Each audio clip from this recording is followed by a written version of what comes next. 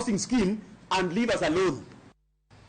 Mago mag siasa nyakoro mgaji wang kweth mar Azimio la Umoja wan Kenya Alliance Orlando dokie ng'anyo margi kendo mano mar sundo piny owacho mondo miyo luwre kod singo mane gimiyo oganda jo Kenya e kinde campaigns maggi. Azimio koni gibiro chako bago ng'anyo margi chieng' tich ariyo tarik 2 dwe mar abich higani chuny boma ma Nairobi. Riwruok mar Kenya Kwanza to onyorore ni ng'anyo ok nyal konyo reso chumi ma pacho ka. Waidoleno koya kuom jafwambo mar Walter Nyambaga mamiyo mathoth. Riwruok mar Azimio la Umoja wan Kenya Alliance Orlando dokie ng'anyo mare dwe manyien e kaka yor sundo sirikal mondo chopie singo mage ne jopiny. Magi chope kata doko ni chenro mag twak e kind Kenya Kwanza kod Azimio to nie opara.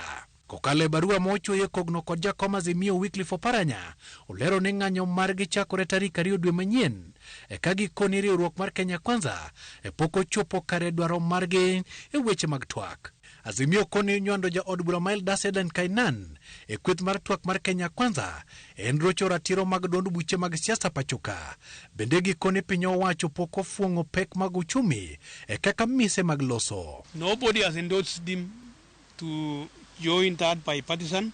Maybe he delivered himself there. Mati Moreka kweth Kenya Kwanza bende onyonore ni ja od bura ma Pokot South David Pkosing kod duond bura mar Kenya Union Party motelie kod ngire John Lonyangapuo to onyonore ne gisewuok Azimio e kata kamano Pkosing ni kod ratiro mar chwalo tije kaka ja od bura to ok ng'ado wache wi duond bura mar Kenya Union Party. The one we had with Azimio ended at the right time. We were together after the elections. Normally 3 months after that. The parties can choose the way they want to go.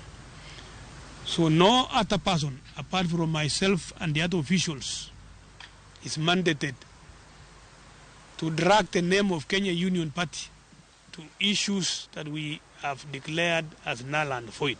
Kenya Kwanza onyero dwaro mar Azimio dokie ndara mar ng'anyo e ka okoni weche mag ng'anyo thiro dongruok to kata mana thuolo mar dongo chumi. We don't want chaos and we don't want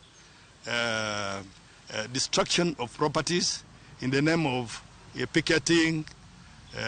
We don't want that. So we're asking Kenyans to forget about this mandamano business. Kata kamano tend od bura mar Senate kod od bura mamalo nyocho chopie winjruok mar chwalo nyinge Aden Kainan to kod David Pkosing ne jotelo mag riwruoge mag siasa man kod ywaruok ma en William Ruto kanyakla kod Raila Odinga.